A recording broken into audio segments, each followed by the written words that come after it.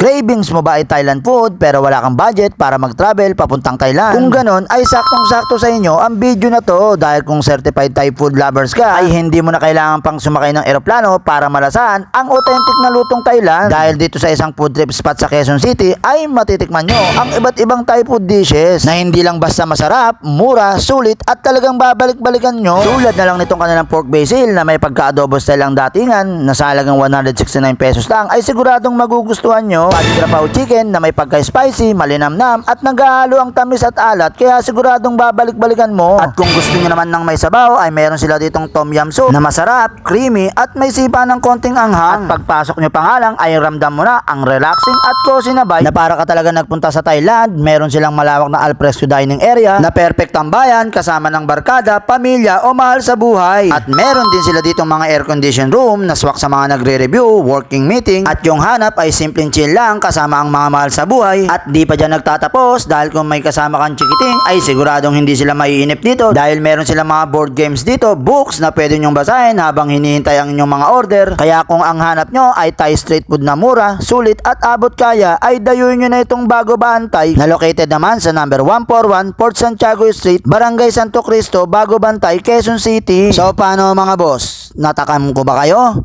Tara, kain tayo! So yun guys, at may dinayo na naman tayo nga isang food tripan dito sa lugar ng Bago Bantay, Quezon City. Grabe guys, may nakita tayo dito nga isang Thailand food ang mga menu. So yun guys, tikman na natin tong kanilang Pad Krapaw chicken. Ayun, grabe guys. Napakabango na ito kanina guys nung niluluto. So talagang authentic dahil yung may-ari daw na ito is mahilig sa mga Thailand food. So doon siya nakakuha ng idea para magtinda dito sa Quezon City.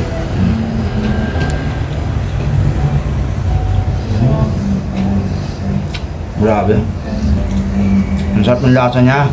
May ano siya, naghahalo yung alat, tamis. Tapos yung garlic. Marami siyang garlic.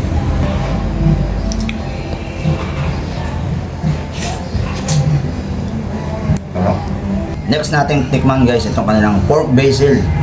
So kung titingnan nyo siya guys, para siyang adobo.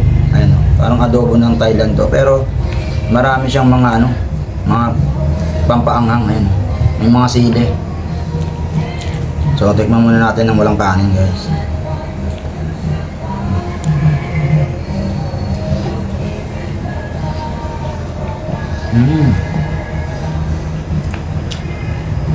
Parang nga siyang adobo.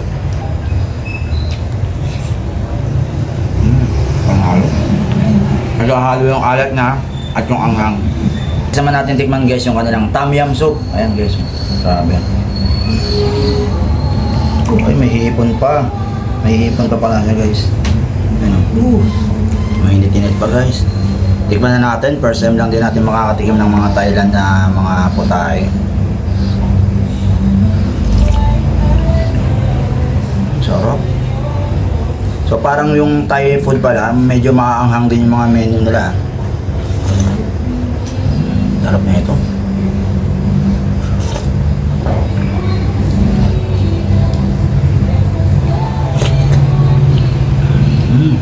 Sarap.